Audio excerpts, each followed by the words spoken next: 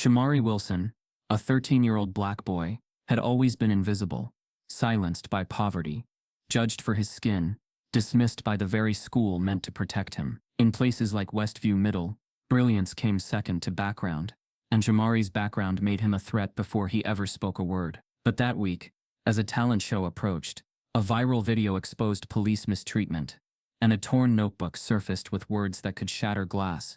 The school froze. Everyone searched for answers, but no one looked at Jamari.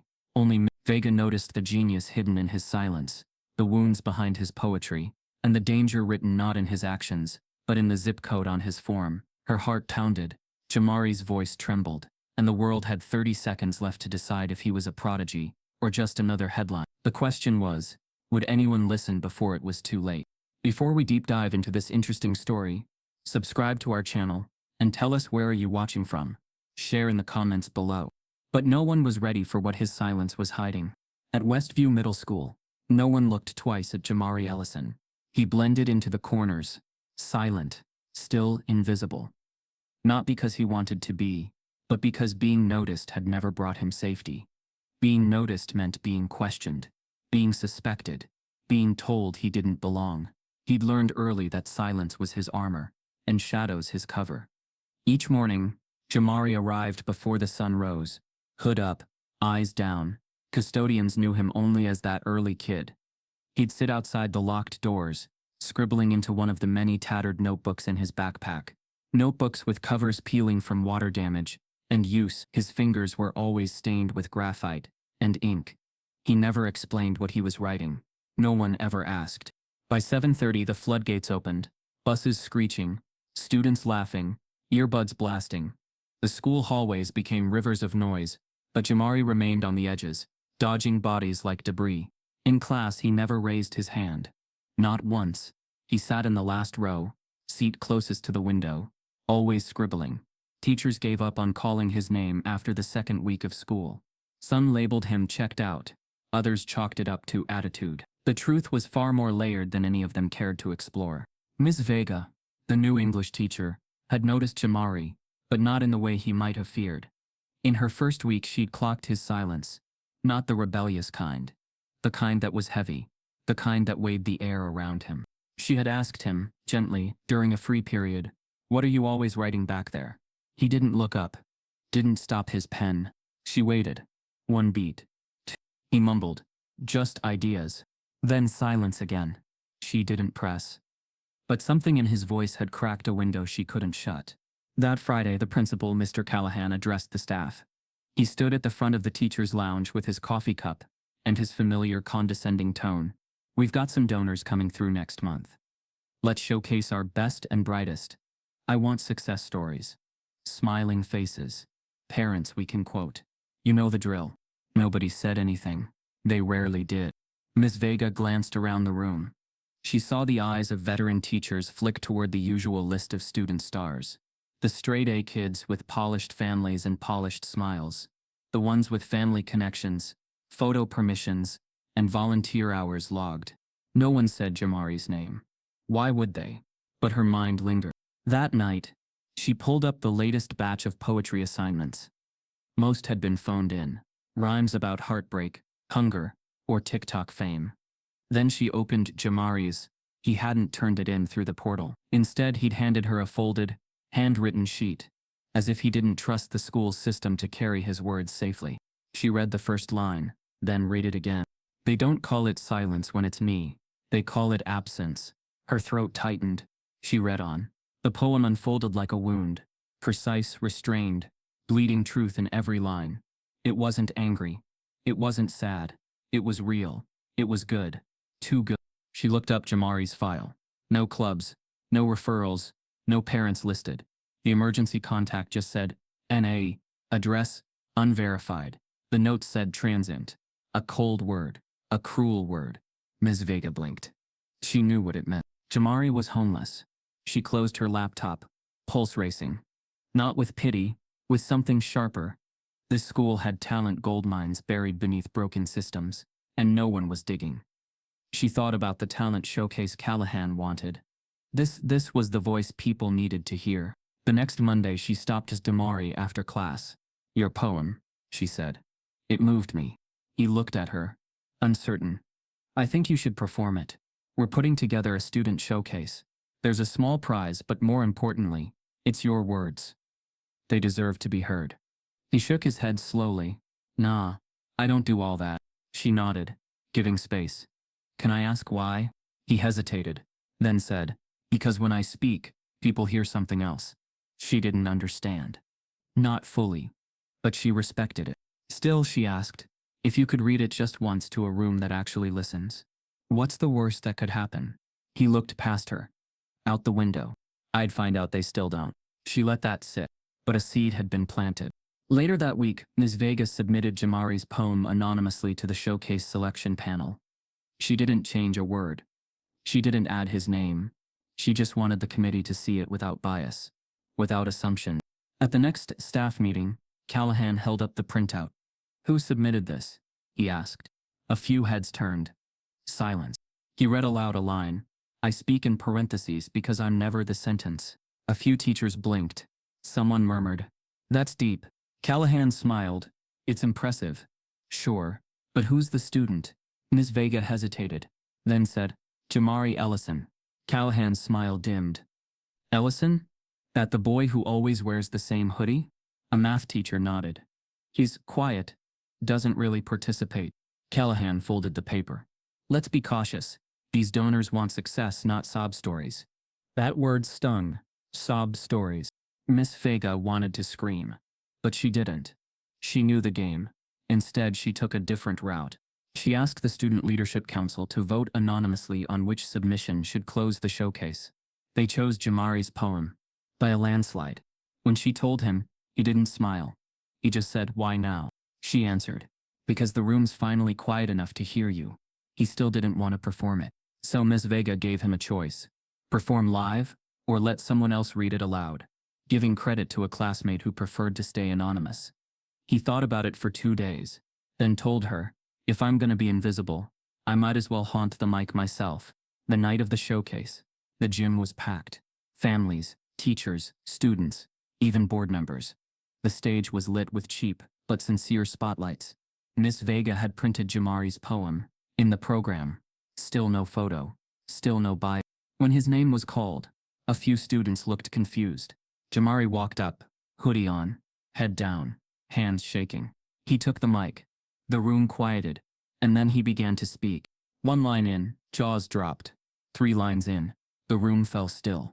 By the final line, some people had tears in their eyes. Others looked stunned. He stepped back. No applause. Not out of disrespect. Out of shock. Because the silence he had carried all year, the silence no one questioned, had just shattered across a gymnasium like a bomb. But no one was ready for what his silence was hiding. What happens now that Jamari's voice has finally been heard? That night, someone followed him and saw everything.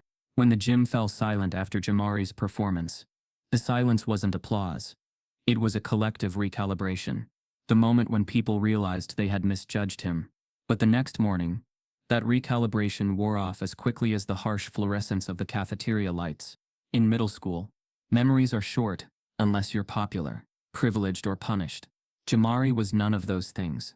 By lunchtime, the buzz had dulled. A few students whispered about the poetry kid, but most had already moved on, back to TikTok dances, cafeteria pranks, and hallway drama.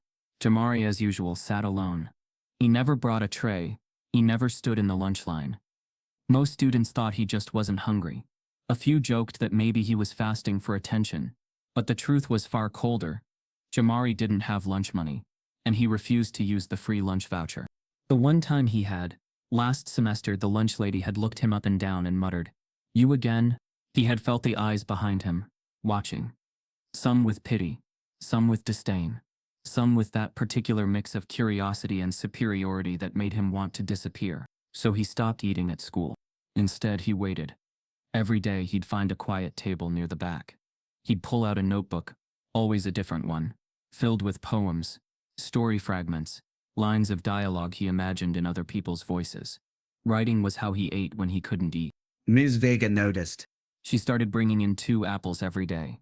She wouldn't hand them to him directly. She'd just leave one on the corner of her desk. Same time, same place, and say nothing. Jamari never thanked her. He just started showing up during her office hours, uninvited, scribbling in silence. Then, one Tuesday, the counselor stopped him in the hallway. "Jamari," Mr. Dalton called out. "Can I speak with you a moment?" Jamari's stomach tightened. Encounters with authority never ended well. Inside the office, Mr. Dalton's voice softened.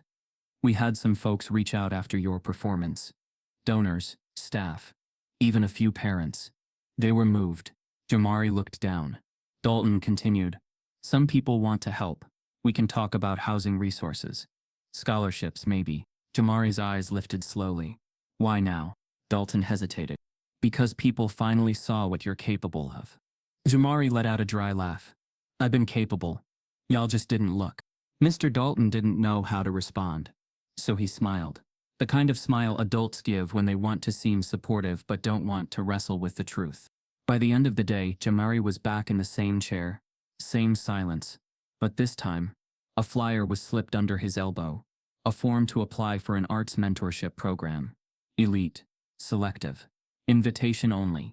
He didn't throw it away, but he didn't fill it out either. Because home wasn't stable. And after-school programs didn't mean much when you didn't know where you'd sleep that night. After school, while most students poured into buses or got into their parents' SUVs, Jamari waited. He always waited. He lingered near the flagpole until the crowd thinned, then walked, slowly, deliberately past the parking lot, through the back gate, and down a cracked sidewalk that led nowhere anyone wanted to go. He didn't go to a house, or an apartment, or even a shelter. He went to the side of the rec center, where an abandoned maintenance shed sat tucked behind overgrown hedges. He pulled a key stolen long ago from a busted lock, and slipped inside. Inside it smelled of dust, rubber, and time. There was a sleeping bag in one corner, a small stack of books in another, and a milk crate filled with notebooks and clothes. He didn't have light, just a flashlight with dying batteries. He kept things clean, organized. He knew how fast things spiraled when you let them go. This was his sanctuary. This was survival. He had once tried staying in a shelter with his mom. But it was loud, dangerous, and full of adults who looked at him like a threat. When she disappeared, 2 years ago, he stopped going altogether. No one asked where she went. No one noticed he stayed gone. He'd learned to live quiet, but inside that quiet was brilliance. Layered, aching brilliance. Not just poetry. He was mapping entire novels, scripting scenes in his head, memorizing patterns from conversations. He studied people the way others studied textbooks. Every night he'd write. By flashlight, by moonlight, by memory. He'd imagine characters escaping. He'd imagine futures where he didn't have to wait until everyone else left just to feel safe walking home. But this night, something was different. As he walked away from the school, past the last bus stop, he felt it. That hum at the base of the neck. The soundless tension that said, "You're being watched." He didn't look back. Not yet. At the rec center, he doubled around like always, past the dumpster through the narrow alley, ducking behind the old fence. He paused before slipping the lock. Waited. Listened. Nothing. He opened the shed, stepped inside, and slid the door shut. Normal. Routine. Then he heard it. A breath. Not his. Too close. His chest tightened. He turned sharply, flashlight in hand, and aimed it toward the back wall. Nothing. He shook his head. Maybe just nerves. Paranoia. He sat on the sleeping bag, pulled his notebook out, and started to write. Half a page in, he heard it again. A faint shuffle. His pulse jumped. He stood slowly, turned the flashlight toward the corner, and froze. There, behind the loose panel of the shed wall, a face was watching him. Wide eyes. Pale skin. Not a threat. Not someone he recognized. It was Ms. Vega's daughter, Lila. Jamari's mouth opened, but no sound came. Lila stepped forward slowly, hands raised. "I wasn't following you. I saw you after school. You looked not okay." Jamari blinked. "You shouldn't be here." "I know." Silent. Lila said, "I didn't know you didn't have a place." He looked away. "Now you do." She didn't flinch. "It's not right." He said nothing. Then she added, "You shouldn't have to be good at poetry just to get seen." That struck something deep. Something he didn't have words for. She pulled out her phone. "I'm not filming you," she said. "But I want people to see this. Not your face. Just this." She panned around the shed, the sleeping bag, the notebooks. "I'm not trying to shame you," she whispered. "But maybe if they see the truth, they'll stop pretending to care only when it's convenient." Jamari stared at her. "You sure you want to show people this?" he asked. She nodded. "I'm tired of pretending the world is fair." And with that she left. That night, someone followed him and saw everything. How will the video and the truth it shows change everything? And who will react first? The security guard radioed in a suspicious figure. It was Jamari. Lila Vega didn't upload the footage right away. She sat with it, the still image from her video, a cracked flashlight, an open notebook, a folded sleeping bag tucked under a graffiti-tagged wall, said more than most people ever cared to know about boys like Jamari. She showed her mom first. Miss Vega watched the 30-second clip in silence. Her jaw tightened, the back of her throat burned. The image of Jamari, knees folded into himself, back curved like a comma, scribbling poetry by flashlight. It wasn't just heartbreaking, it was indicting. "I had no idea," she whispered. Lila nodded. "That's the point." At school the next day, Jamari moved through the halls the way he always did. Slow, invisible, head down. But something in the air had shifted. Whispers followed him. Not like before. These weren't insults or laughs. They were softer, sharper. Sympathy, he had learned, was its own kind of humiliation. He walked past a group of students huddled around a phone. He knew someone had posted it. Not the full video, just a single shot, still, black and white, overlaid with the words, "This is who you ignored." There were no tags, no names, just an image and a truth. That night, the post exploded. The caption sparked anger, guilt, and in some corners, defensiveness. The comments were split, many praising the raw vulnerability, others questioning how it was recorded, still more dismissing it outright. Why didn't he just ask for help? He's clearly talented. He'll be fine. This is emotional manipulation. Everyone's got struggles. But the picture had already done its damage, not to Jamari, but to the illusion of the system that had failed him. By midweek, the administration noticed. Mr. Callahan summoned Miss Vega into his office, calm face hiding the storm behind his eyes. "I assume you've seen the video," he began. She nodded once. Was it taken by your daughter? She didn't answer. He continued. "We have donors asking questions, teachers gossiping, students getting emotional. It's creating disruption." Miss Vega's voice was cold. "Then maybe the disruption was overdue." Callahan exhaled hard. "We need to protect the school's reputation. There is no reputation worth protecting if we're complicit in letting a student sleep behind our gym." Callahan stood up. "There are channels, protocols. If this boy needed help, he could have come to us. He did in his work. You just didn't want to read it." The room fell silent. Finally, he said, "There are rules, Vega. And next time, ask your daughter to respect a student's privacy." But it wasn't about privacy. It was about exposure. The kind of exposure that made people uncomfortable, especially when it came from a black boy they'd already labeled unmotivated, unremarkable, unimportant. Jamari didn't speak to Lila after the video went public. He didn't yell, didn't text, just stayed quiet. But inside, he wrestled with something bigger than anger. The ache of being seen only when it was convenient. He heard teachers whispering in corners. Heard Miss Daniels, the vice principal, say he was fragile. Heard Coach Burke mutter that maybe he should have joined the basketball team like the other at-risk kids. That word again. At risk. It clung to him like smoke. Even kindness felt like surveillance now. The librarian offered him granola bars. The office staff tried slipping him gift cards in envelopes, labeled student support. A counselor handed him a pamphlet on mindfulness. None of it addressed the truth, because the truth wasn't just poverty. It was racism. The soft, systemic kind that doesn't yell slurs but whispers disapproval. That excludes. That watches boys like Jamari and waits for a reason to say, "See, we knew." He stopped staying in the shed. Too much attention. Too many eyes. Instead, he moved to a corner behind the gym. There was a space under the loading dock, dry when it didn't rain, hidden when he kept low. He didn't sleep much, just enough to make it through the day. He still wrote, still created. But with the weight of exposure pressing down, each line came slower.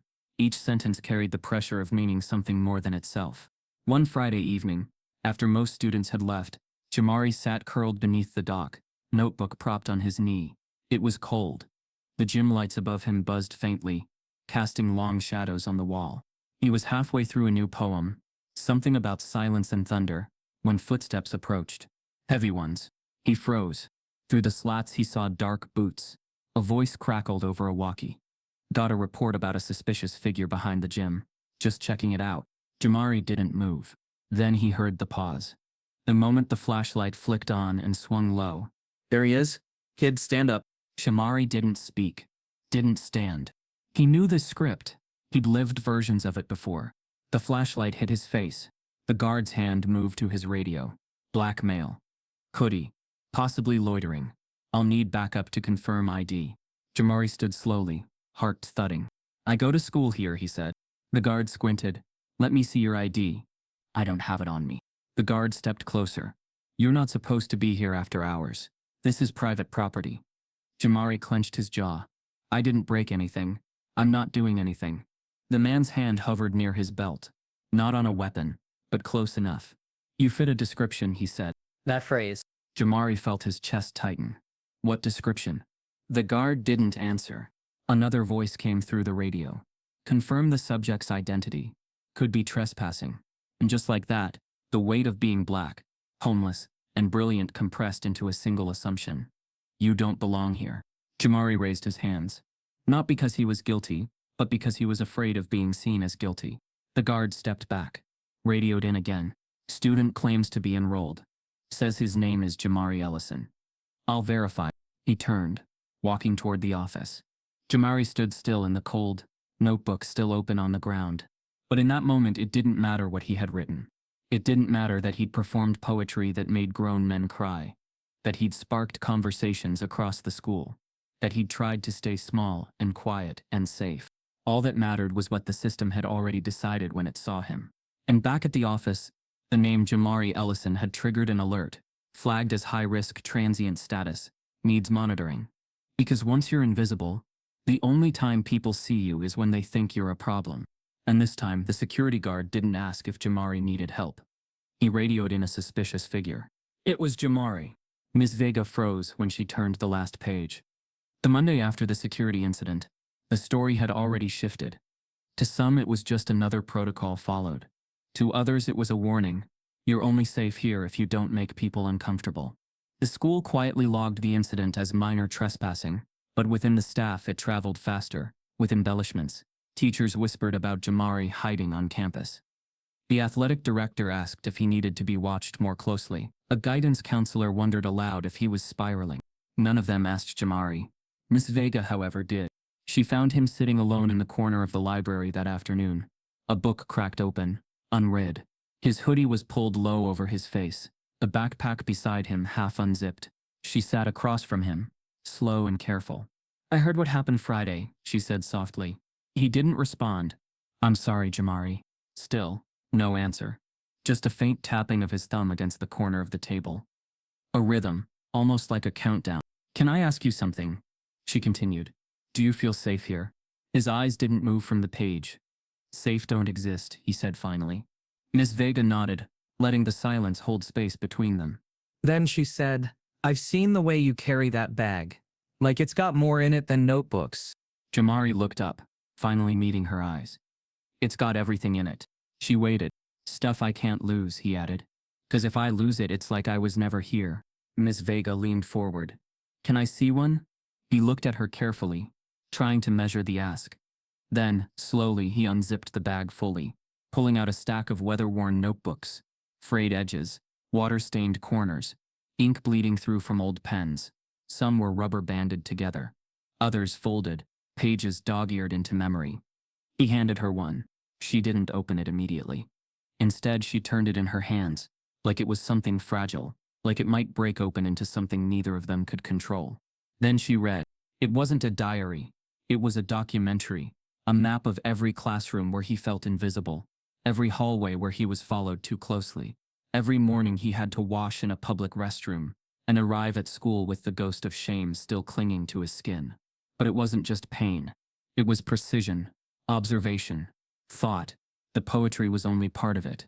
There were essays, scripted scenes, hypothetical interviews, Pages where he'd rewritten conversations he wished he'd had with teachers who gave up too fast. A poem to his mother, not asking why she left, but forgiving her in advance. And then near the middle, a short play titled Permission to Be Here. 5 scenes, 1 student, 1 chair, 1 microphone. It was brutal. Beautiful. Better than anything she'd read in her MFA workshops. Jamari said nothing as she read. He didn't need to. The words spoke for him.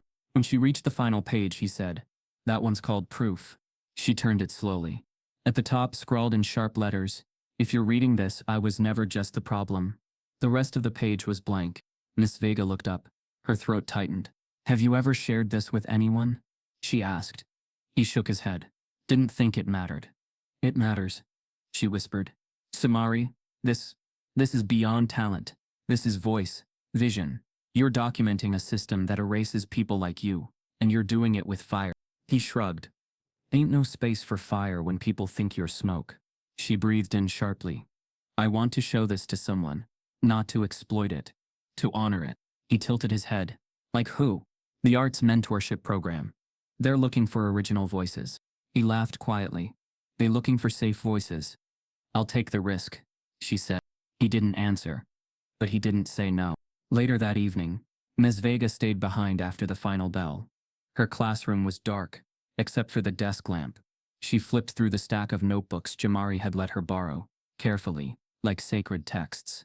One had a list, 21 things I'm not allowed to be. Loud, wrong, angry, brilliant in public, seen alone behind a gym. Each line landed like a blade. Another was filled with poems labeled only by date. The titles were the emotions he couldn't say aloud.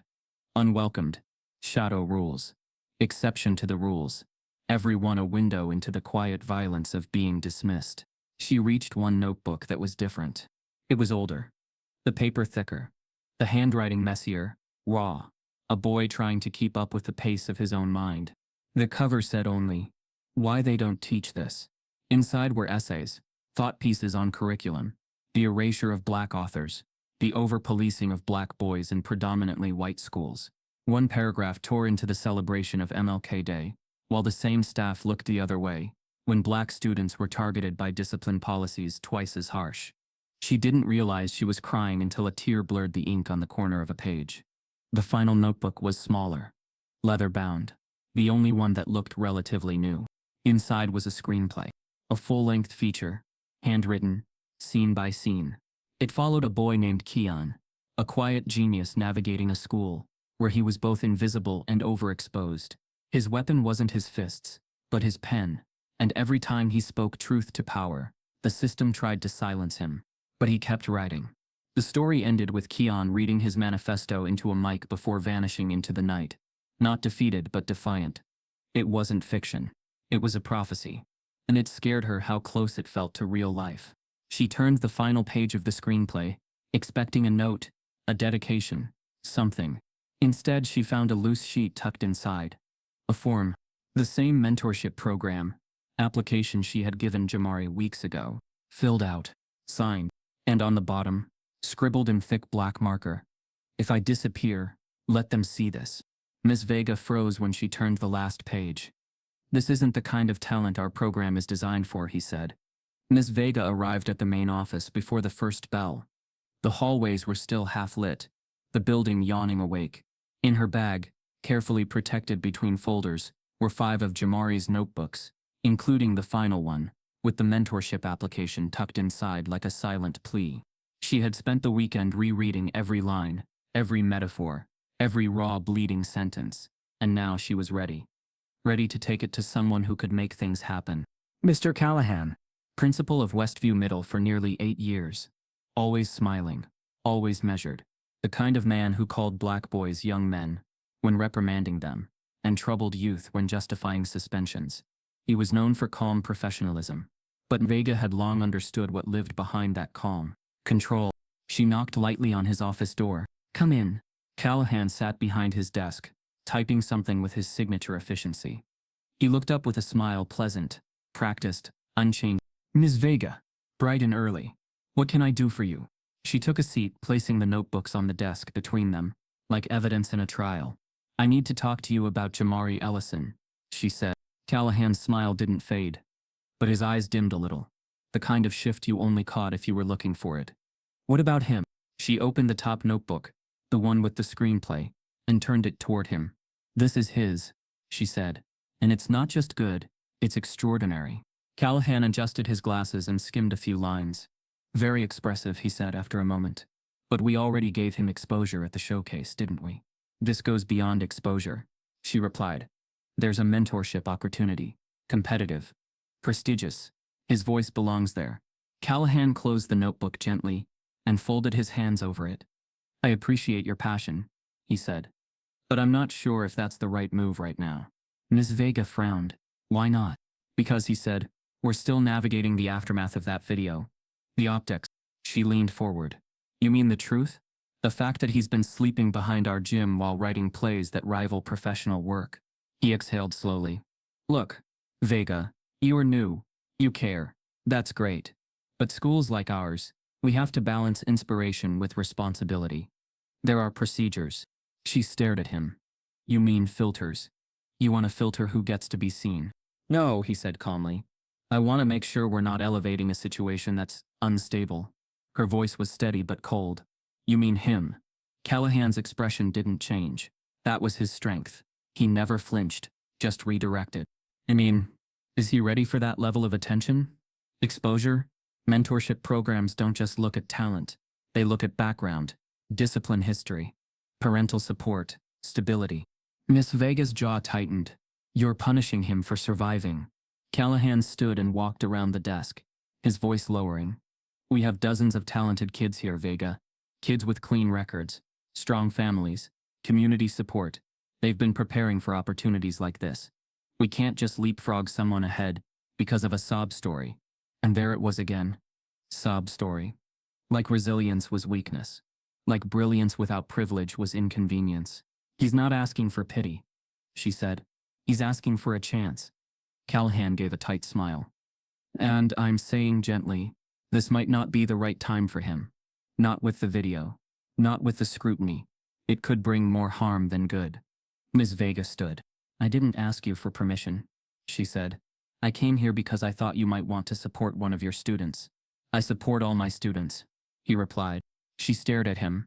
No, you manage them. You approve the ones who fit your narrative, and you push the rest into shadows. Callahan's smile faltered. Just for a second.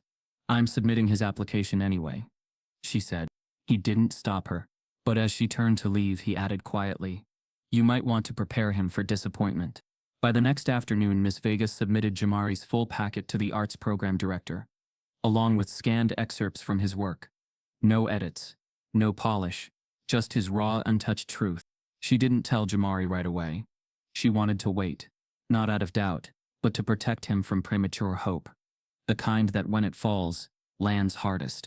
But she underestimated the reach of the gatekeepers. 2 days later, Callahan called her back into his office. He handed her a printed email from the mentorship director. It said, thank you for the submission. We are currently reviewing applications.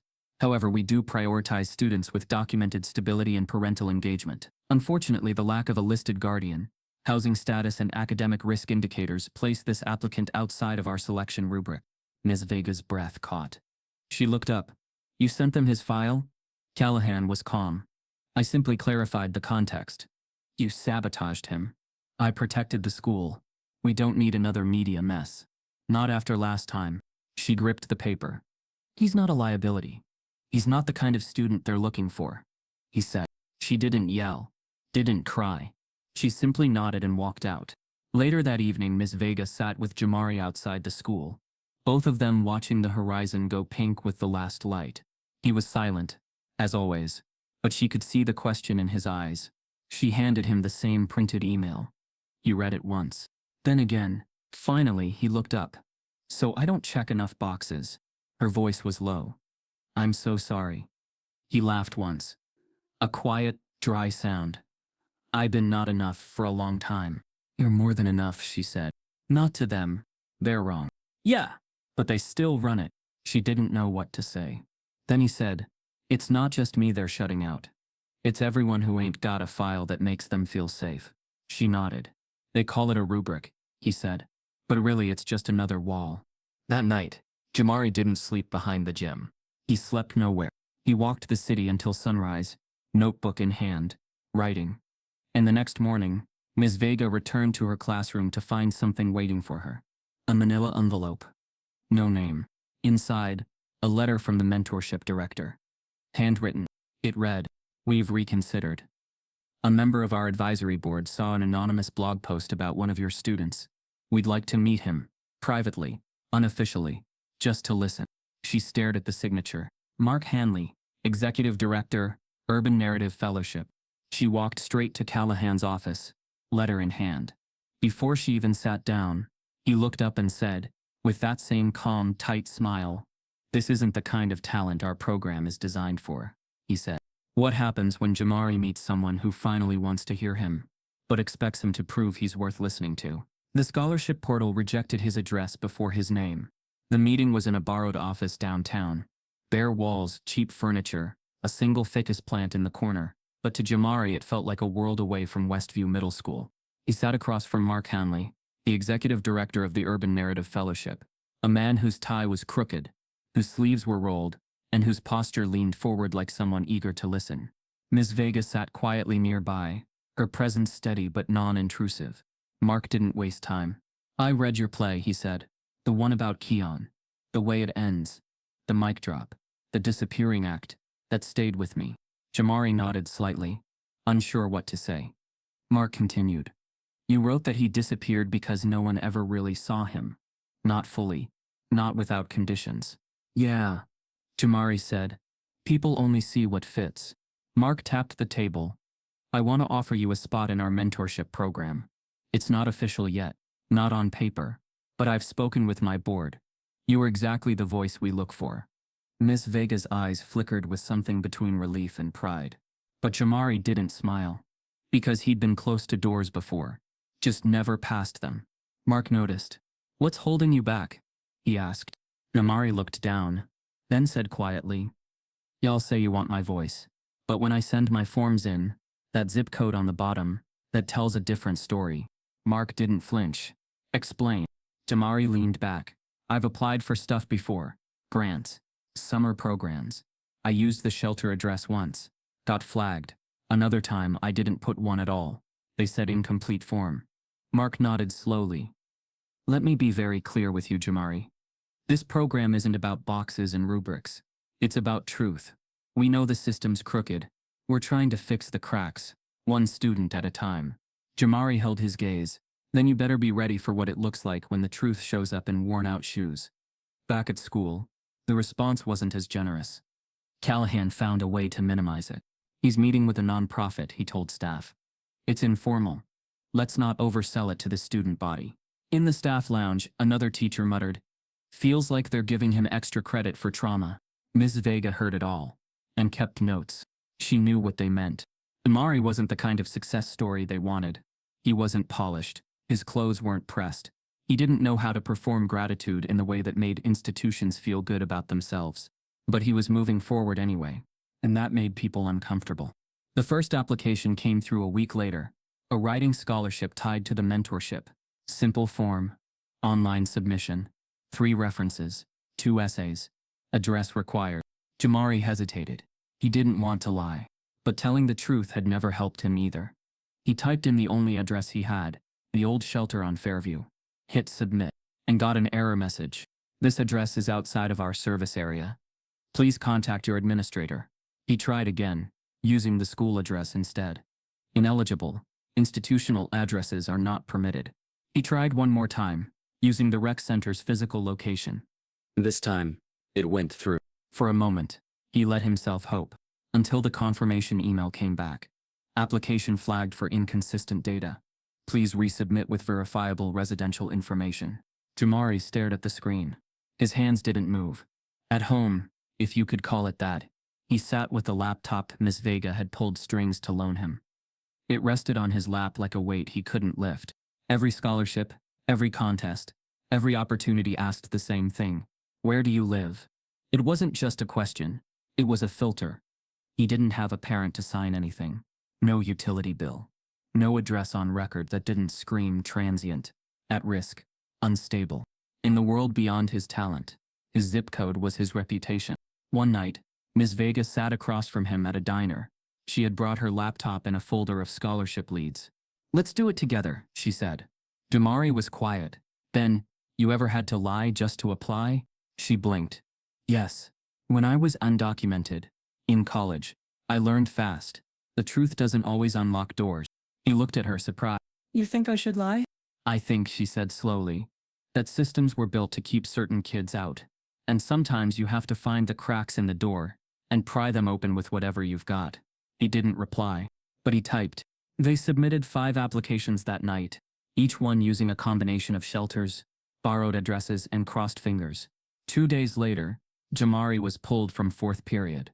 "Principal's office," said the assistant at the door. He walked in, expecting another lecture. Maybe another dismissal. But Callahan wasn't alone.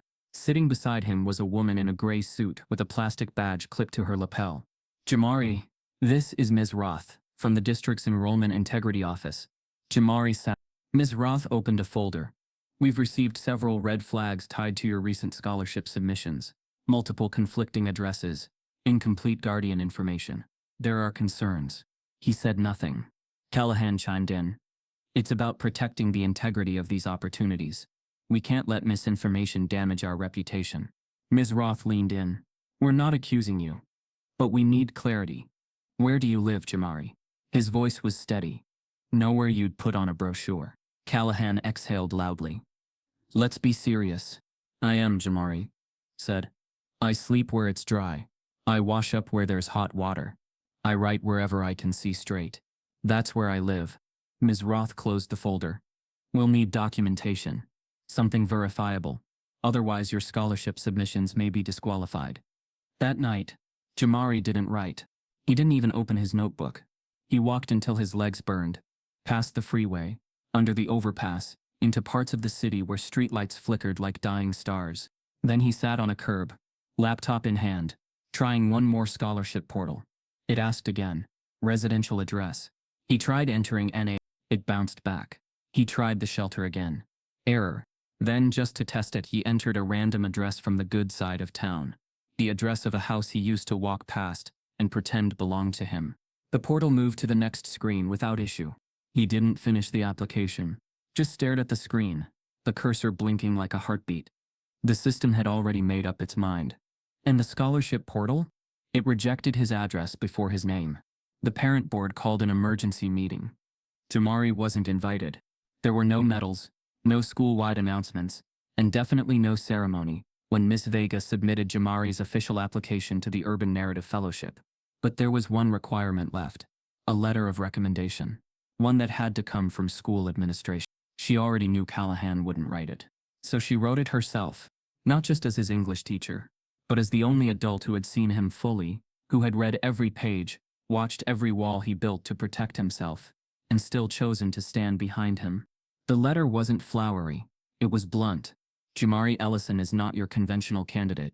He doesn't come from legacy, and he doesn't perform polish for the sake of comfort. What he has is far rarer, a fierce, intelligent, uncompromising voice. He doesn't just write, he documents injustice, in real time with startling clarity. If you're looking for safe, pass.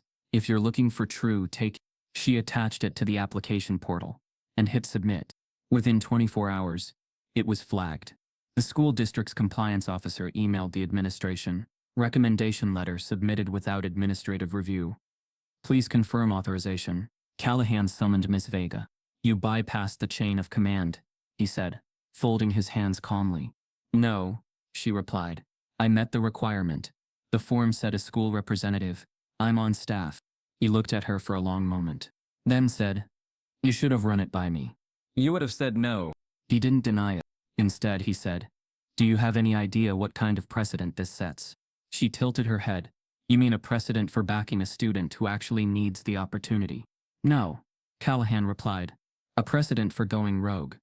The letter spread, not because she leaked it, but because someone inside the district did.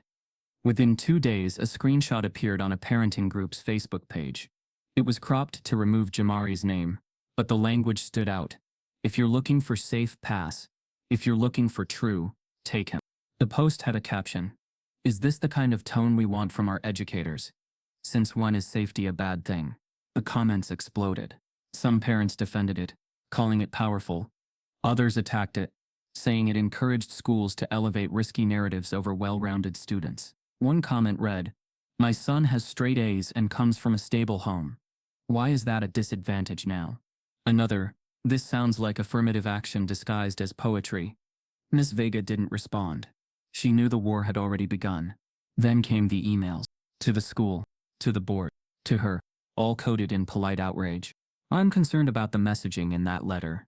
Should we be highlighting instability as a qualification? Are teachers allowed to recommend students without principal approval?" Behind the veil of professionalism, the message was clear. "You've made the wrong student visible." Callahan called another meeting. This time, his smile was gone. "The parent board has raised concerns," he said. "Some feel this letter implies our other students aren't worthy." "They're not mentioned at all," Ms. Vega replied. "It's the tone," he said. "The language. You've created division." "No," she said. "I revealed it." Meanwhile, Jamari had no idea a digital wildfire was burning in his name. He was busy preparing for a mentorship interview that would take place in person. The fellowship director had requested a 10-minute reading. Anything original. He chose a piece titled, "Letter to Whoever Tries to Define Me." Ms. Vega offered to help him rehearse. He declined. He said, "If they want polished, they'll get fake. If they want truth, they'll get me." Still, the weight of attention wore on him. In the halls, some students were supportive. Others were cold. He found a flyer in his locker. "Want to be special? Try homelessness." He didn't report it. He just memorized who had lockers near his. On Thursday, a reporter called the school. She had seen the Facebook post, heard rumors, and wanted to write a piece on narrative equity and student recognition. Callahan panicked. He issued a school-wide memo. Effective immediately, all staff must submit public-facing statements and student-related materials through administration before release. It was unofficial censorship. Miss Vega kept a copy. She printed it, highlighted it, and sent it anonymously to the fellowship board. She wasn't sabotaging the school. She was protecting Jamari from being erased a second time. On Friday, the fellowship director emailed Jamari. "We've seen your school's response. We're more certain than ever. We want your voice." It should have been a victory. But by then, damage had already reached new depths. Callahan held a closed-door meeting with the parent board. 13 members, all parents of high-performing students, most from the school's preferred neighborhoods. He presented his case calmly. "That letter created friction. It suggests that lived trauma should outweigh academic record. We have students who've worked for years toward recognition, and now they're being overshadowed." A woman raised her hand. "My son is on the robotics team. Perfect grades. Volunteer hours." But he didn't get a meeting with the fellowship. Callahan nodded. Another spoke. "It's not about race. It's about message. We're rewarding instability over consistency." A third said, "This is opening the floodgates. Next thing you know, anyone with a sob story can bypass the process." There was consensus. Then someone said the quiet part aloud. "Are we really supposed to celebrate a homeless kid just because he can write a poem?" No one pushed back. Callahan didn't defend Jamari. He just folded his hands and said, "We need to address this before it escalates." And that was enough. By Monday, the parent board had sent an official memo to the district superintendent, requesting a review of Westview's student selection processes for external representation. And within hours of that memo being logged, the fellowship director received a call. Not a threat. Not a demand. Just a courtesy warning from someone on the board. "You may want to reconsider who you're uplifting. It's causing friction with families." That evening, the director forwarded the voicemail to Ms. Vega with a single line. "We don't rattle easy. Just wanted you to hear how loud the cage door slams when someone tries to open it." That same night, Jamari arrived at school to find that his name had been removed from the front page of the school website's student highlights section. His showcase video, once posted, had been quietly taken down, his mention in the weekly newsletter replaced with a quote from a student council member. Miss Vega confronted Callahan. He shrugged. It was a routine update. She snapped. "You're erasing him in real time. We're managing community expectations." He said, "You mean privileged outrage? I mean optics."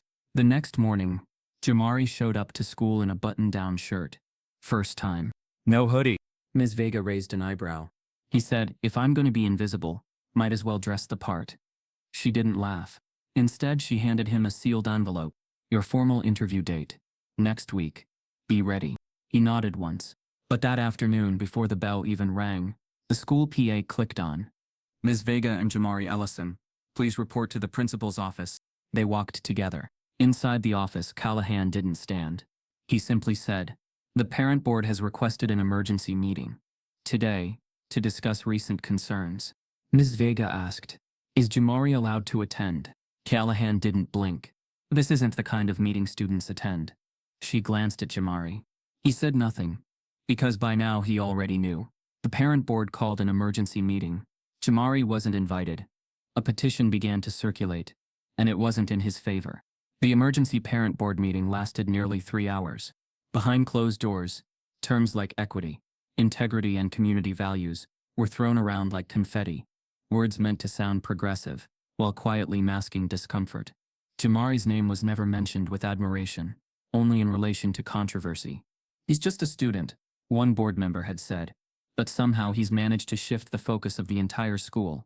Another added, "My concern isn't just about the message, it's about the kind of student we're rewarding. We're sending a message to our kids: struggle more, and you'll get attention. Why not just work hard and follow the rules?" No one spoke up for Jamari. Ms. Vega had requested to attend. She was denied. She'd asked for minutes of the meeting. They wouldn't release them. She knew exactly what that meant.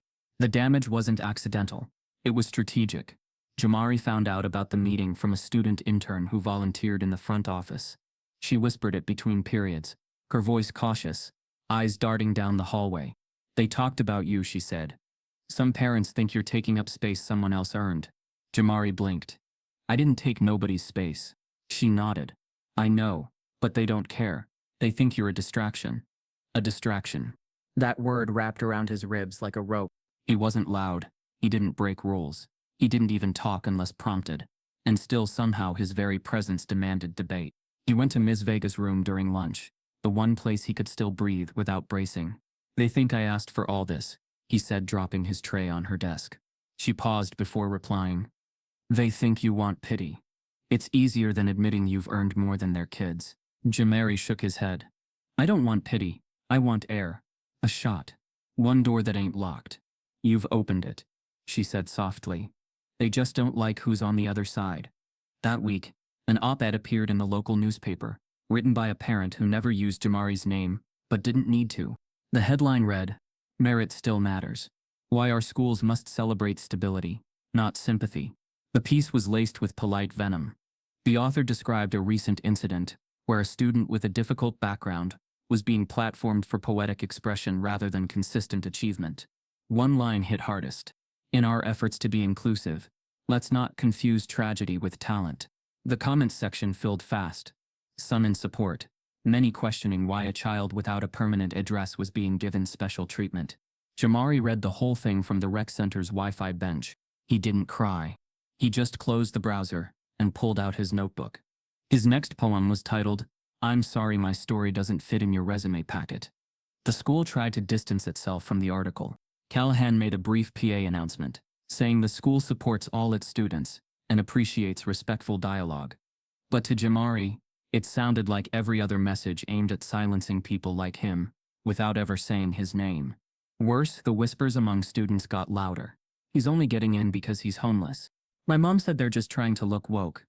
I heard he made the whole thing up." Rumors replaced facts. Compassion faded into scrutiny. He went from invisible to watched. Every hallway glance, every lunchroom stare, every teacher's sidelong look, asking without asking, "Are you okay?" He was never okay. He was just used to pretending. Then the petition started. It began as a Google Doc, created by the child of one of the board members, framed as a call for fairness.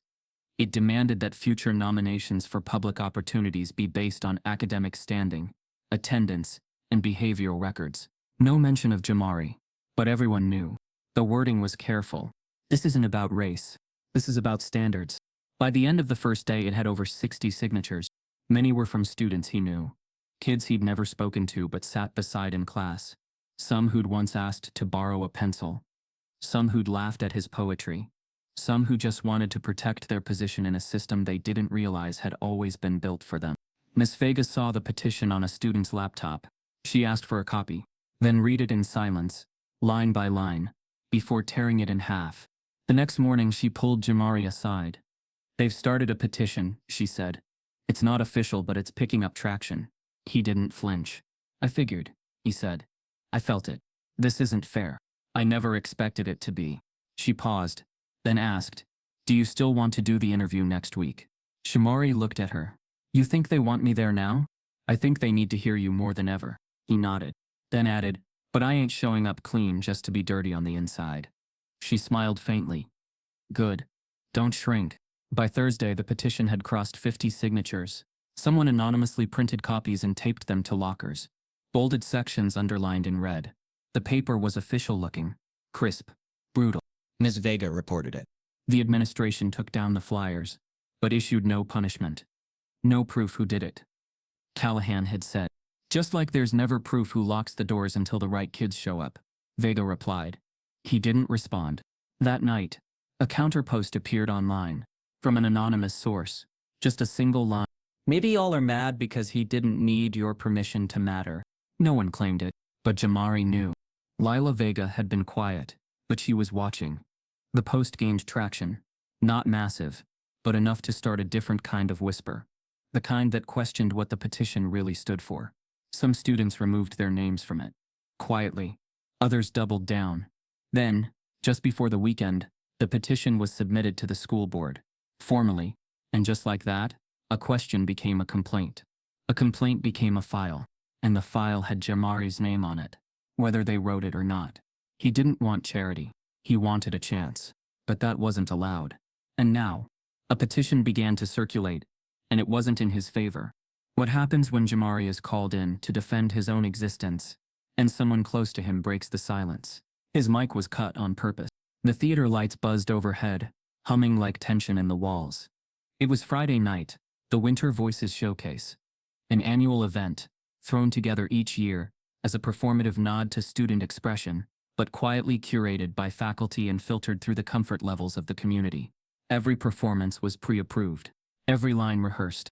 Except this year, one voice didn't fit the script. Jamari Ellison. He had been added to the lineup last minute, not by the committee but by Ms. Vega, who leveraged her classroom budget and after-school hours to sponsor an open mic slot for non-traditional entries.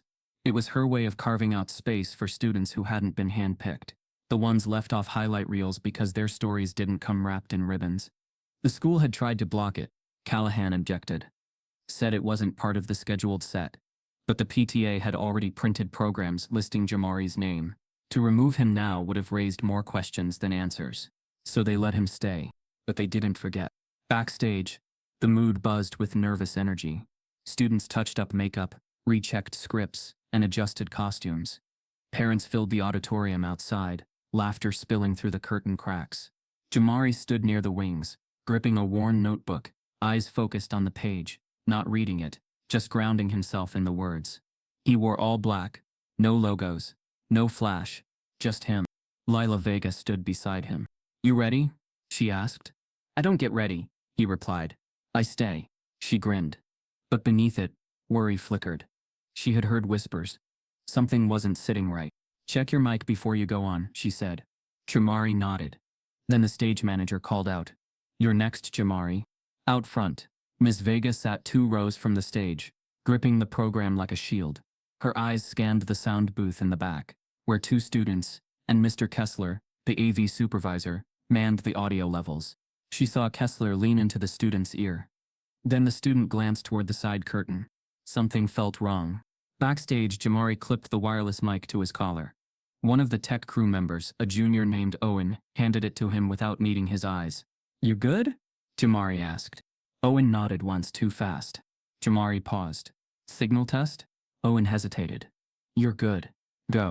The lights dimmed. A hush fell across the auditorium. Jamari stepped out. Silence. Not the awkward kind. The electric kind. The kind that tightens the air before impact. He stood at center stage, took a breath, and began. "They only listen when I bleed rhythm." His voice echoed clearly at first. "But if I breathe too loud, I'm a headline." Then static. Crackle. Cut. Dead silence. He kept speaking, unaware at first. "If I speak truth, I'm ungrateful. If I stay quiet, I'm nothing." The mic was dead. No sound. Confusion rippled through the crowd. Mrs. Vega stood. Backstage, Lila watched as Owen quickly slid the mic board volume down, eyes wide with panic or guilt. In the sound booth, Kessler said flatly, "It's just interference. Tell him to wrap it." But Jamari didn't stop. He realized what happened and raised his voice. "No mic. Just projection. They say I'm lucky to be here. I say you're lucky I stayed." The crowd leaned in. Some parents whispered. A few frowned. Jamari's voice cracked, but didn't falter. "They teach me how to write like Shakespeare, but not how to spell my own history." Ms. Vega moved down the aisle. She whispered to the usher, "Turn up the house mics." He hesitated. "We're not supposed to do it." He moved. Backstage, Lila stormed the tech table. "What happened?" she demanded. Owen looked cornered. I don't know, it just cut." "Don't lie." "It was just a joke," he mumbled. She blinked. "You think silence is funny?" He didn't answer. On stage, Jamari's voice filled the theater again, this time faintly, through the house mics. "If I'm brilliant, they say I'm the exception. If I'm broken, they say I'm the example." A slow clap started. One student, then two, then a few teachers, then the whole room. Jamari didn't bow. He closed the notebook, walked off stage, and didn't look back. Backstage, he passed Owen without speaking. Lila caught up to him. "They tried to shut you down," she said. He nodded. "I know. You gonna say something?" He looked at her, calm. "They said enough already." In the lobby, after the show, Callahan stood with Mr. Kessler. "That went better than expected." Callahan muttered dry. Kessler shrugged. "We'll say it was tech issues. They won't question it." But Ms. Vega was already writing the email. She'd attach screenshots, list name, describe exactly what happened in clinical, devastating detail. She wouldn't accuse, she'd expose. Later that night, Jamari sat outside the rec center, hoodie pulled tight, notebook in his lap. He wasn't angry. He was tired. Tired of turning pain into poetry. Tired of being palatable, only when broken. He wrote a new piece, just one line. "My mic was cut, but you still heard me." He didn't know that by Monday, a video of his performance, raw audio, no mic, just his voice filling the auditorium, would go viral. Didn't know that a teacher from another school would post it with the caption, "He was silenced, and still spoke louder than any of us." Didn't know that before the day was done, media outlets would request interviews, board members would scramble for explanations, and a new hashtag would trend. Let them speak. But that night, all he knew was this. His mic was cut on purpose. His mugshot was taken before his name was even asked. The video of Jamari's silenced performance had been online for less than 24 hours before it was reshared by a local journalist with a following. Within 48 hours, it reached a national educator network. Teachers from across the country weighed in. He didn't just perform, he exposed. The silence wasn't an accident. It was the point.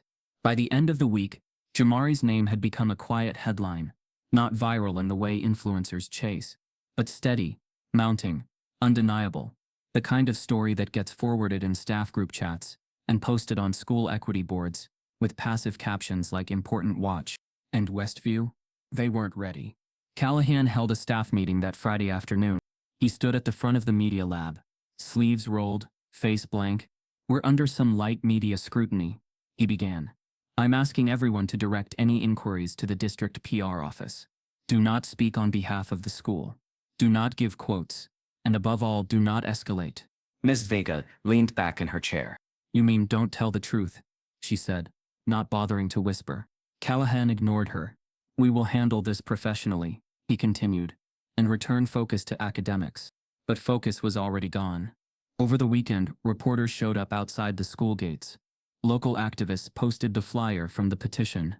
Someone leaked the Facebook post from the parent board. Anonymous students submitted messages about how Jamari had been treated, some in support, others dripping with resentment masked as neutrality.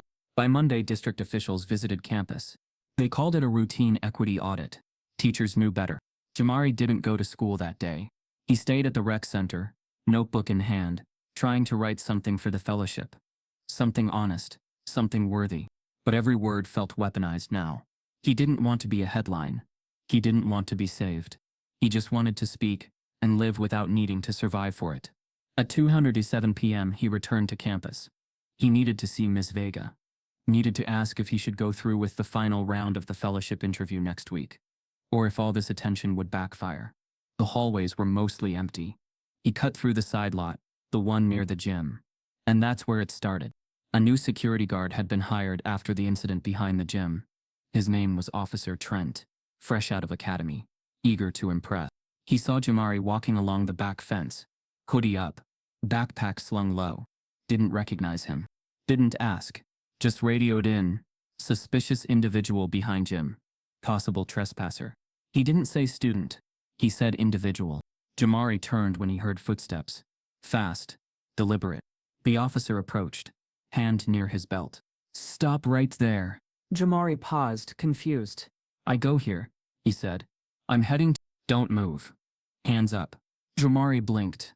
What? Hands up. Students nearby stopped. Watch. Someone pulled out a phone. The Jamari raised his hands. I'm not doing anything. Backpack on the ground. It's just my books. On the ground.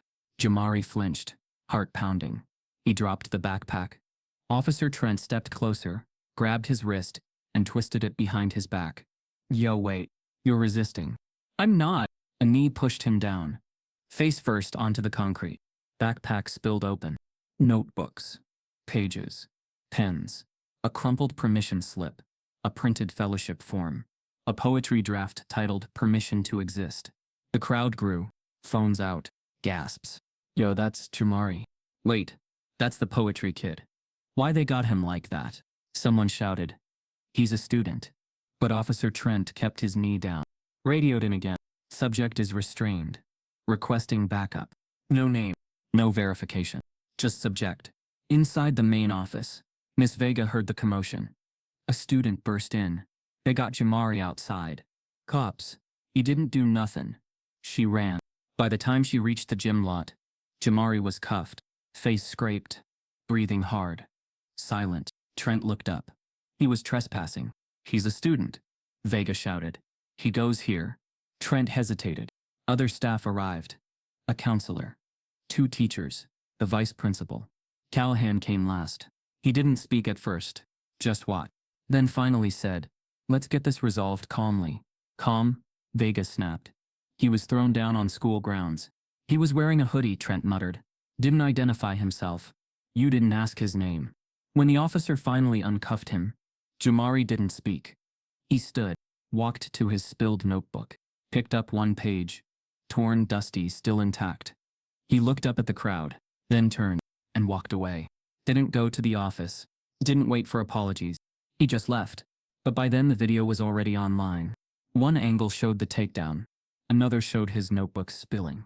One clip captured his voice, low and stunned. You didn't even ask my name. The caption wrote itself, profiled, pinned, paraded, all for walking on his own campus. That evening, Ms. Vega filed a formal complaint. The district responded with a brief statement. We are reviewing the incident. Student safety remains our top priority. No apology. No admission. But they knew the damage had landed. A news crew showed up outside Jamari's old shelter. Another reached out to his fellowship contact. Even celebrities began retweeting the video, calling it another example of why black students stay quiet. Ms. Vega found Jamari at the park near the edge of the city. He sat on a bench, eyes vacant. You okay? She asked. He didn't answer. She sat beside him. Say it, he muttered. Say what? That you're sorry, that they didn't mean it, that it was a mistake. She didn't. Instead, she said, they did mean it. That's the problem. He looked at her tired, but not broken. I was just trying to ask if I should still go to the interview. She reached into her bag, handed him a sealed envelope. He opened it. Inside a photo. Him standing on stage at the showcase, notebook in hand, no mic, just voice. And a short note. They heard you. Now let them see you. He folded the photo. Okay, he said. I'll go. But they both knew this story wasn't over. Because before he could step into his next chapter, his mugshot was taken before his name was even asked. The board said, we can't risk upsetting the other students' parents. They didn't mean for the mugshot to leak. Or at least that's what the district claimed in the carefully crafted PR-filtered statement they sent to media outlets once the photo began circulating. But intent didn't matter. The damage was already done. The image Jamari's face captured under harsh fluorescent lighting jaw slightly bruised, shoulders stiff, eyes dazed. Didn't need context. It only needed framing. And someone made sure it got the worst kind. A parent in a private Facebook group had shared it first with the caption, "From poet to problem." That was fast. Then Reddit picked it up. Then Twitter. Then inboxes of teachers who had praised him the week before. Now silent. And just like that, Jamari Ellison, the boy who silenced a gymnasium with his truth, became a cautionary tale for a system desperate to discredit what it couldn't control. The fellowship didn't respond immediately. Miss Vega reached out the moment the photos started spreading, attaching every piece of documentation she could. Witness reports, hallway camera screenshots, videos of the takedown. But she knew better. In education, especially when race is involved, the narrative doesn't follow facts. It follows what makes people most comfortable. And mugshots? They erase everything that came before. Jamari stayed home the next day, not because he was afraid, but because the school didn't feel like a place where breath came easy anymore. When he finally returned, his locker was untouched, his desk still there, but the silence around him was new. He wasn't ignored. He was watched cautiously, warily. Teachers no longer nodded. Students whispered, not with curiosity, but with judgment. Ms. Daniels, the vice principal, pulled him into her office under the pretense of wellness. She said the district just wanted to make sure he felt supported. Jamari said nothing at first. When he finally spoke, his voice was level. "You mean safe?" She smiled, uncomfortably. "Exactly, but they both knew he wasn't safe. He was on trial. Again." The district launched a formal review, not of the guard who restrained him, not of the policies that allowed it, but of Jamari's eligibility to represent the school in any external programs, including the Urban Narrative Fellowship. It was done behind closed doors. He wasn't invited. Vega submitted a 12-page statement defending his record, his voice, his impact. She cited district policy. She cited precedent. But none of it mattered. The truth wasn't what they were weighing. It was the discomfort of acknowledging they'd failed, and their desperation to make the problem disappear without owning any of it. In that meeting, one board member muttered, "He's clearly talented, but he also brings a lot of heat." Another added, "There's a fine line between recognition and liability." And then the line that would echo through Vega's head for weeks. "We can't risk upsetting the other students' parents." That same week, the fellowship sent an email, cold, detached. "Due to recent complications surrounding your school's internal review, we will be postponing your in-person interview until further notice." Not denied, not accepted, just paused, delayed, which, in this context, was code for erased. Ms. Vega didn't sugarcoat it when she showed Jamari the email. He read it, folded the paper carefully, and whispered, "They're scared of what it looks like if I win." Later that day, he passed the school's trophy case, glass-polished plaques untouched, and stared. His name wasn't there. It never had been. But he said quietly, "I was never in the case, but I'm still the reflection they can't wipe off." The school rolled out its district-wide respect campaign the next morning. New posters, slogans. One banner in the hallway read, "Speak up, but stay in line." It wasn't ironic. It was intentional. Someone, maybe Lila Vega, maybe not, taped a photo of Jamari's stage performance next to it, with a handwritten note. He did both, and they still tried to silence him. It was taken down within the hour. No one claimed responsibility, but students had already shared it online. Screenshots spread faster than retraction. Then came the twist. An anonymous op-ed appeared in the school's online paper, titled, "You say you want our stories, until you hear them." It never mentioned Jamari by name, but it didn't have to. Everyone knew. They told us to write about our lives, to be honest, to use our voices, but they never said what would happen if those voices made them uncomfortable. It ended with, "This isn't about one student. It's about a system that only applauds when it gets to stay clean." The op-ed went viral overnight. By the next morning, 2,000 shares. By noon, the district's internal servers blocked access to the page. At school, Jamari was called in again. Mr. Dalton, the counselor, tried a softer approach. "We just want to make sure none of this derails your path," he said. Jamari responded, "Which part? The poetry, or the handcuffs?" Dalton winced. "Sometimes the system needs reassurance." Jamari stared back. "You mean I have to prove I'm not what they already decided I am?" Later, Miss Vega asked him, "Do you still want this?" He shrugged. "It doesn't want me." She looked at him for a long moment. "That's not what I asked." Jamari stared down at his notebook. Then finally said, "They labeled me before I even picked up a pen. And when I wrote the truth, they just called it proof." She didn't interrupt, just said, "Then write louder." The next day she received another call from the district secretary. The board had reached its decision. It wasn't a rejection. It was something colder, cleaner. While we recognize the student's talent and potential, we must prioritize the climate and comfort of our broader student body and families. In other words, not this boy, not this time, and not with this much truth. It wasn't about safety. It was about silence. The board said, "We can't risk upsetting the other students' parents." The views exploded, but so did the hate. The board's decision hadn't even cooled before the real cracks started to form in their silence. The first came from an unlikely source. A substitute teacher. She hadn't spoken up during the day. Officer Trent tackled Jamari behind the gym, but she'd seen it all. The way Jamari flinched before he understood what was happening.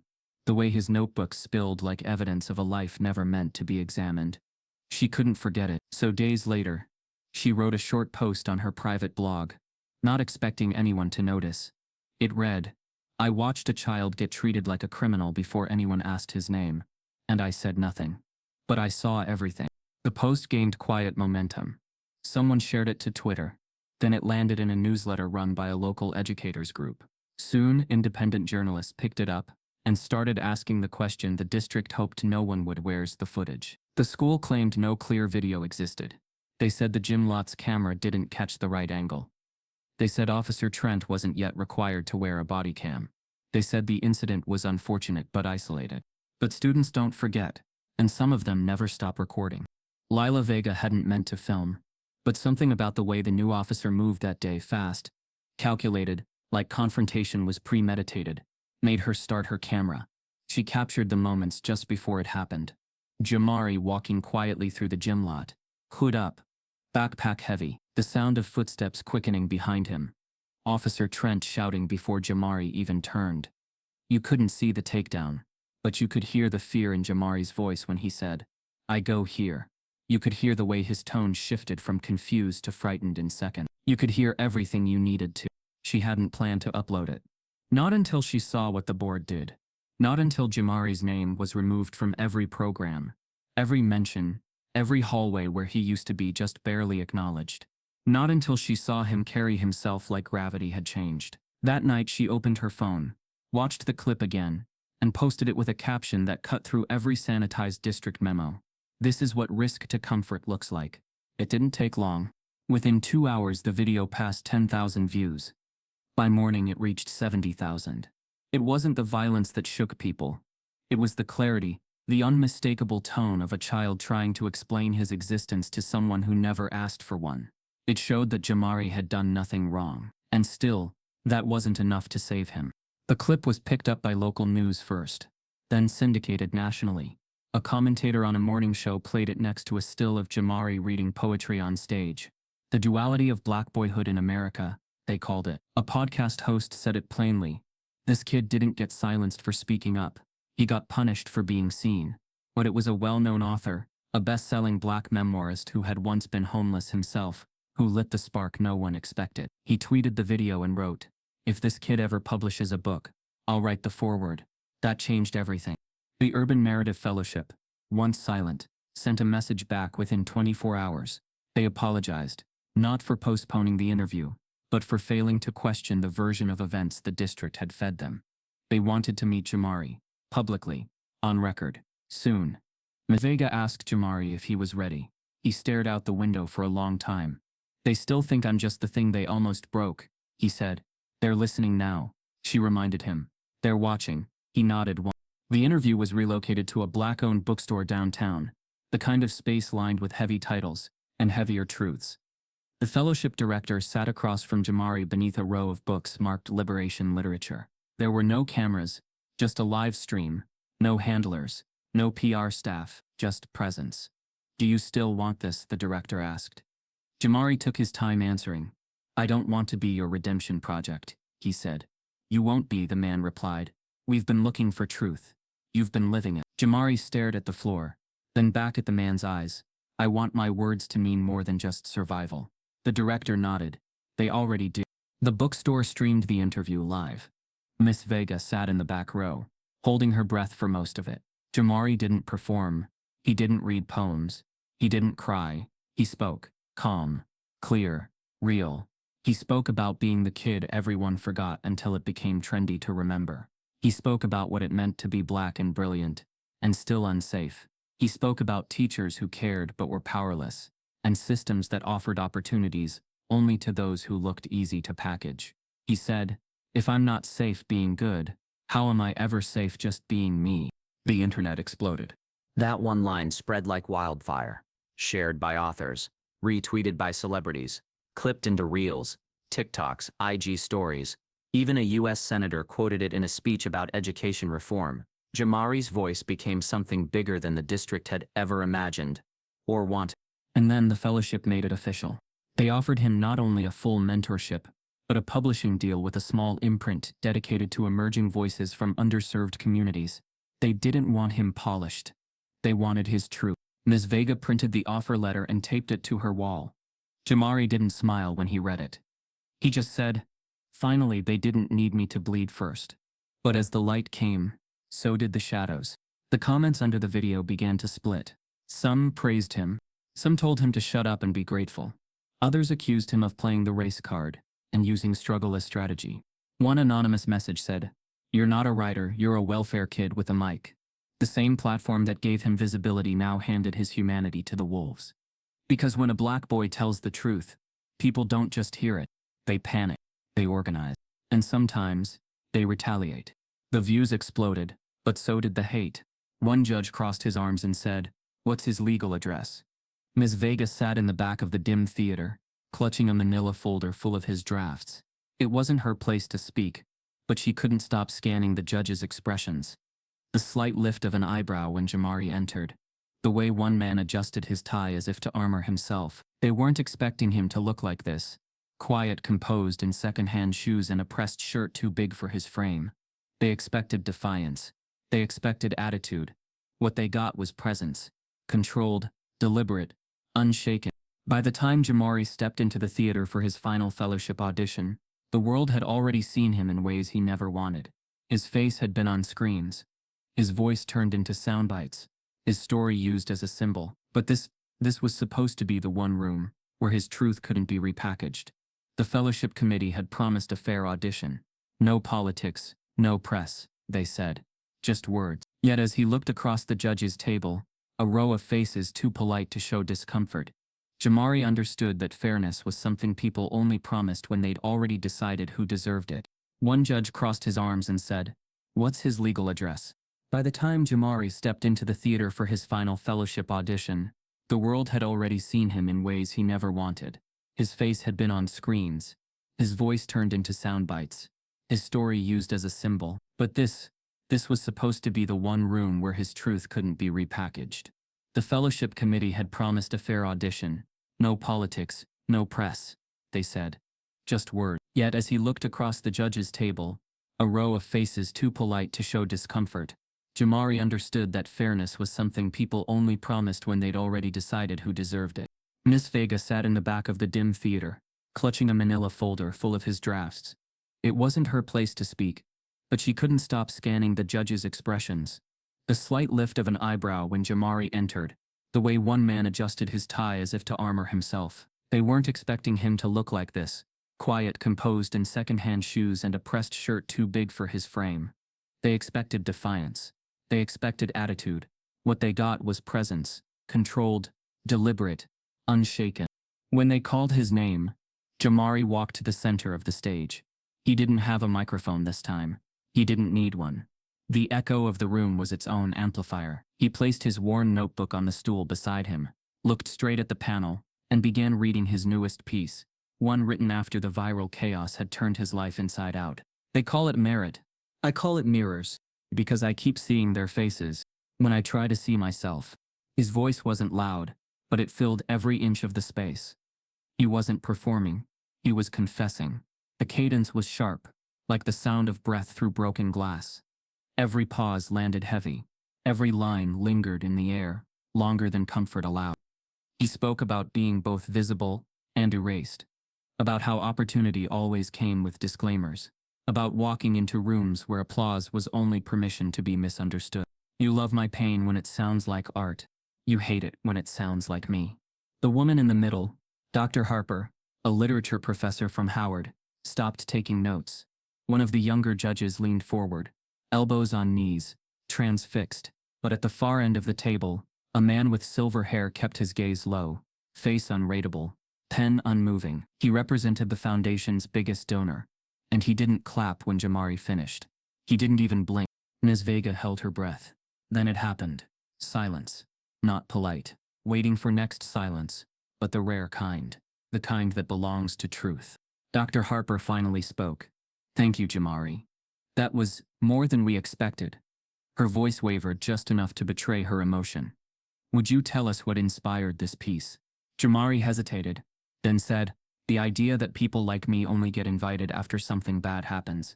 His tone wasn't bitter, it was factual. They say tragedy builds character. But for us, it just builds barriers. You learn early not to cry too loud or dream too big, because dreaming gets you labeled lucky when you make it and dangerous when you don't. The younger judge nodded slowly. And what do you want readers to feel when they hear your work? I don't want them to feel, Jamari said. I want them to understand. For a moment, the entire room was still. Even the air seemed reluctant to move. Then the donor cleared his throat. That was very passionate, he said, finally looking up.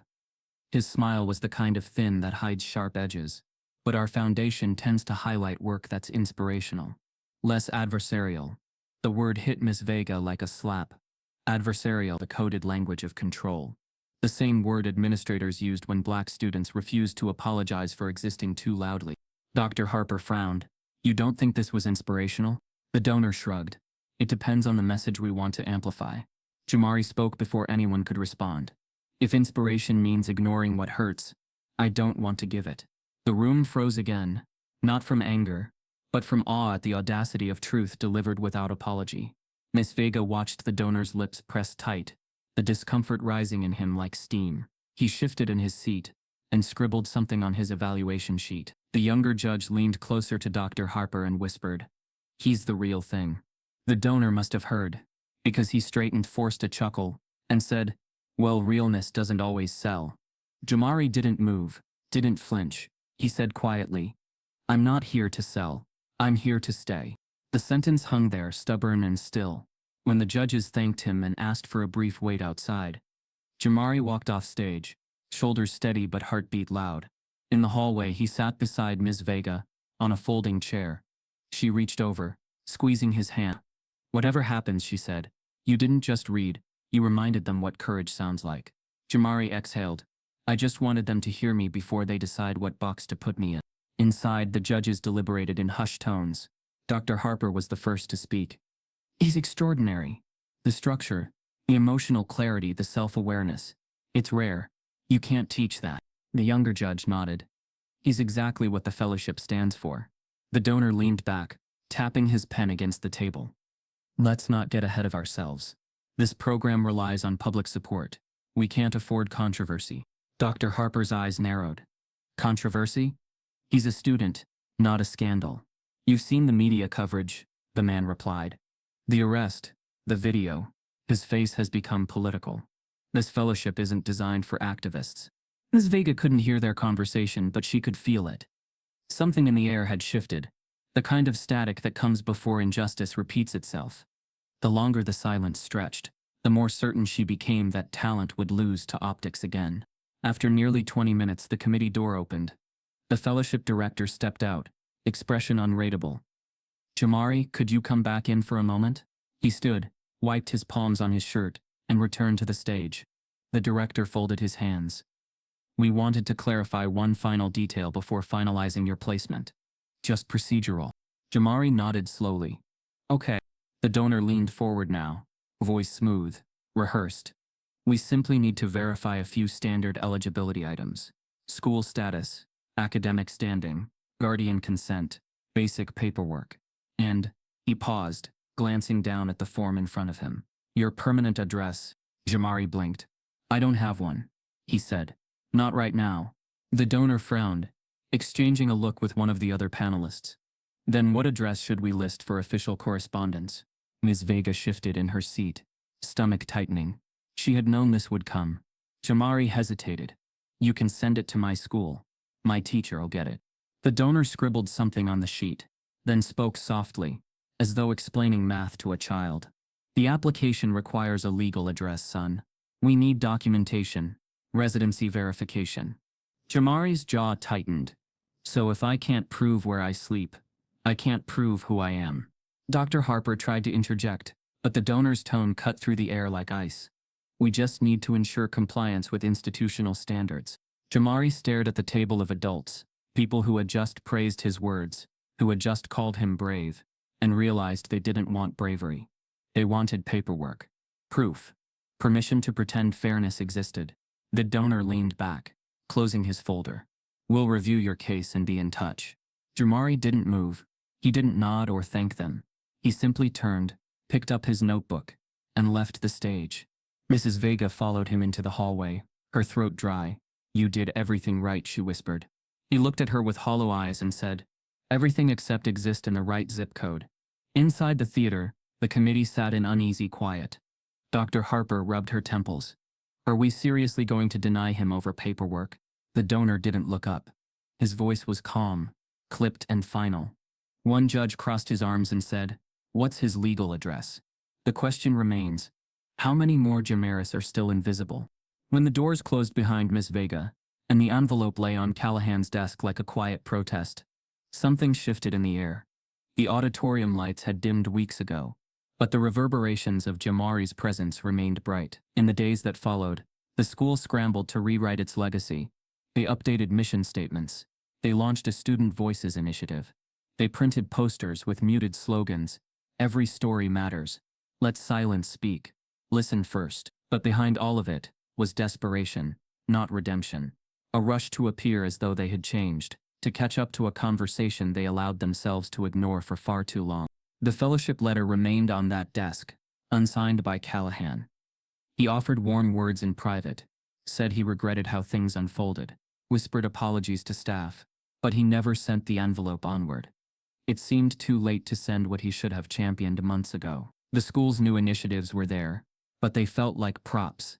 He walked past plaques, photo walls, and accreditation banners, all the symbols of proud tradition, and he no longer believed they were sacred.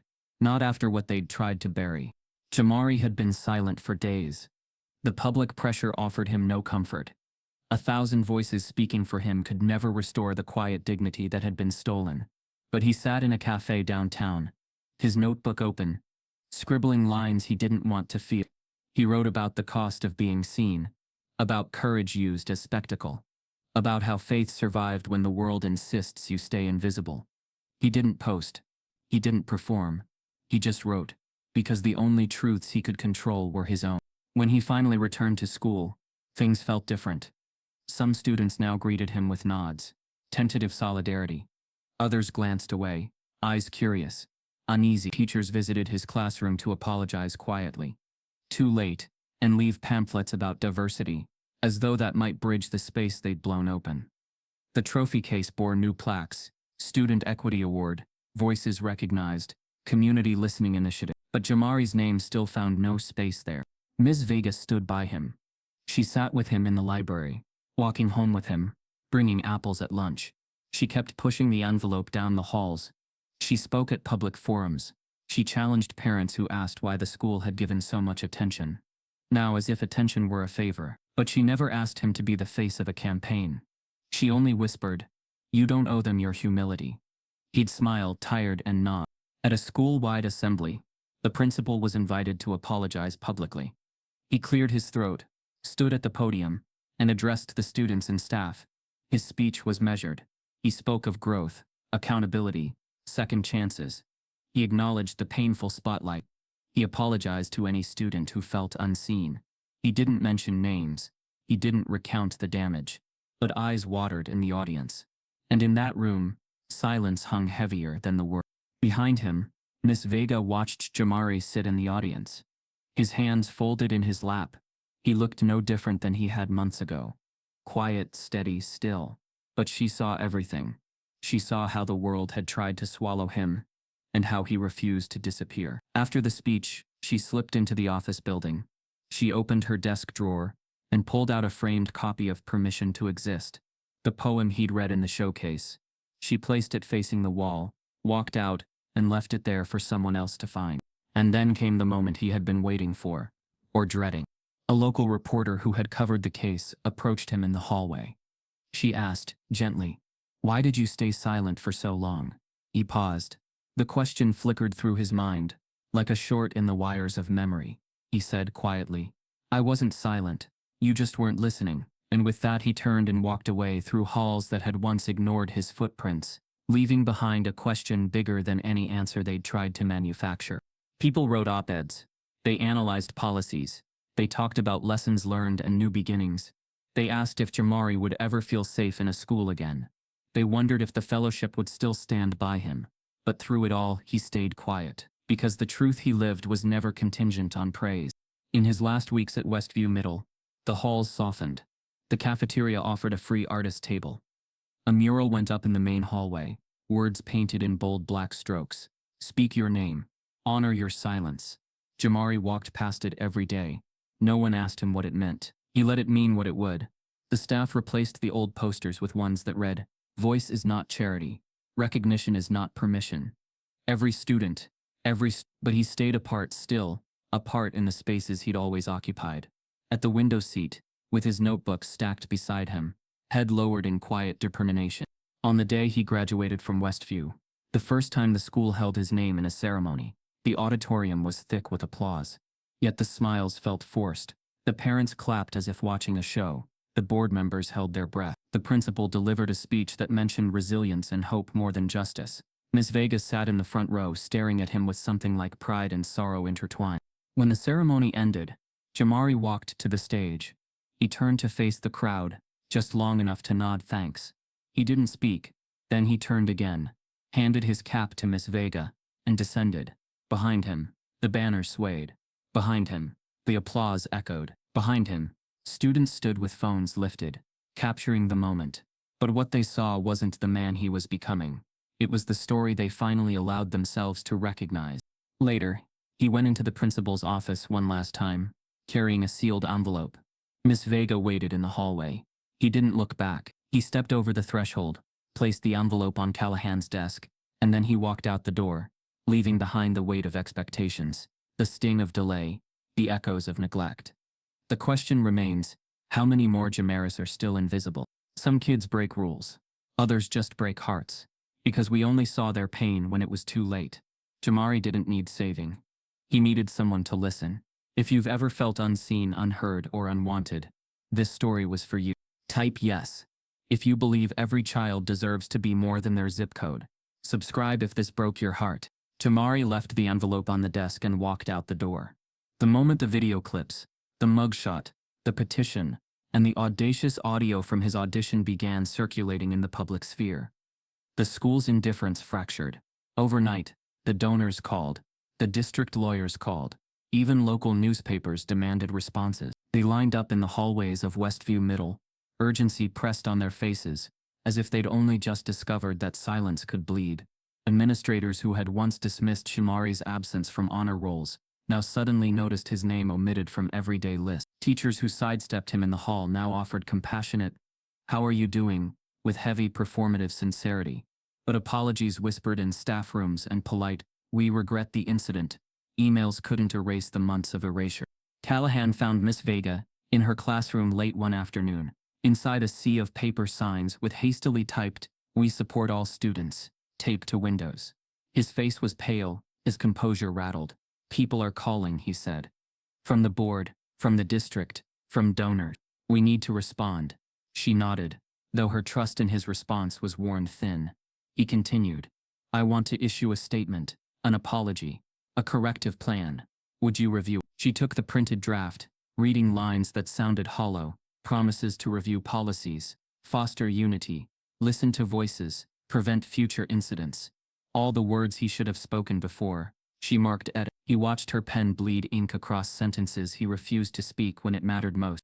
In the weeks that followed, media trucks camped outside the school. Reporters interviewed parents walking their kids in, asking uncomfortable questions, Parents weren't used to hearing in their own public school. Local city council members tweeted support. A school board meeting overflowed with standing room only crowds, some there to praise, many to protest. At that meeting, Jamari was spoken about by dozens. He's a reminder, he pushed us, he exposed what we refused to see. But he was not asked to show up. He was not given a voice in that chamber, though the walls would echo his name for hours. Miss Vega was called to read one of Jamari's pieces aloud before the board.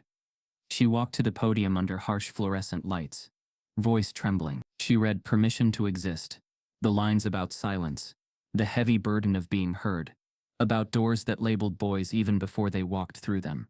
Members shifted in their seats. Some eyes glistened, some grew hard. She finished, the words still hanging in the air. She looked out for Jamari in the crowd. He was not there. He had declined to attend. He didn't want to be paraded in a showcase of regret. He didn't want their permission now. He just wanted truth. Inside the principal's office later, Callahan sat behind the enormous desk that had once made him lord of that space. He patted the surface like a man trying to reclaim control. Vega stood across from him, clutching a thick envelope, the fellowship offer, now renewed, despite delays, with full backing from district oversight. There were witnesses, the superintendent, the foundation's liaison, legal representatives. They expected praise, gratitude, contrition. Callahan cleared his throat and addressed the gathering. We failed him, but we're committed to turning this into growth. We cannot change the past, but we can correct our future. The liaison nodded, the superintendent nodded, the legal counselor nodded. Then the district began outlining initiatives, sensitivity training, review boards, student equity councils, new oversight committees. They spoke of the lesson in humility. The school had learned. They apologized for lack of foresight, communication failures, and blind spots. But every word came after the damage had already unspooled. Ms. Vega took a breath, stepped forward, and handed the envelope, the fellowship letter with all its promises, to Callahan. In that moment, the room's energy shifted, from guilt to performance, from accountability promised to accountability claimed. Callahan's hand hovered over the envelope. He looked at Ms. Vega, with a look that said, "Thank you, you pulled me out of the silence I built." The liaison cleared her throat. The superintendent opened his mouth to speak next. But Ms. Vega stepped aside. Jamari had always been the one who spoke truth to them, and she would not stand in that space now. She met Callahan's eyes and said, "He doesn't need your gratitude. He needs your change." The room stilled.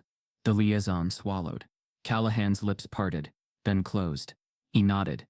That was all. And then she turned, mist gathering in her throat, and walked out of the office, following the path to the stairwell. The group behind her remained quiet, surrounded by the weight of what they'd finally agreed to say. At the top of the stairs, she paused, took the envelope, and carried it down the corridor. The halls were empty now. Echoes of the day's multitude disappeared, leaving only painted walls and lockers. She walked past the rows of student achievements. None bore Jamari's name. She stopped before a trophy case. Inside, polished awards gleamed. Framed photos of smiling students displayed accolades, robotics teams, honor roll, sports banners, club presidents. No poetry, no homeless brilliance, no story like his. She walked down the final stretch, the main hallway toward the exit. The lobby lights flickered. The front doors loomed. She slid into the administrative suite again. Past the reception desk, past Callahan's outer office, past walls suddenly adorned with "We Listen" posters. In the inner office, Callahan still sat, the envelope before him. She placed it on the desk, centered as though making a gesture, and turned. She didn't wait for searching eyes or thank you words. She walked out the door.